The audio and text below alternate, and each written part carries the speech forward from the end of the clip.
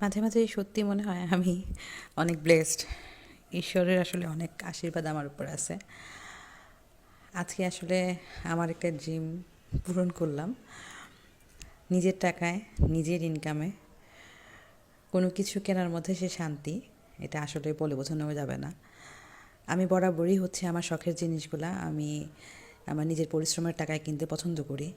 সময় লাগুক, হয়তো বা একটু বাকেট লিস্ট অনেক বড় হয়ে যায়, তারপরও দেখা যায় যে নিজের টাকায় নিজের ইনকামে একটা স্যাটিসফ্যাকশান কাজ করে যে আমি আমার শখগুলো পূরণ করতে পারতেছি। তো একটা ডাবল ডোরের ফ্রিজ আমার অনেক ড্রিম ছিল যে আমি আমার নিজের টাকায় একটা ডাবল ডোরের ফ্রিজ কিনবো। তো আজকে সেই স্বপ্নটা পূরণ করে ফেললাম।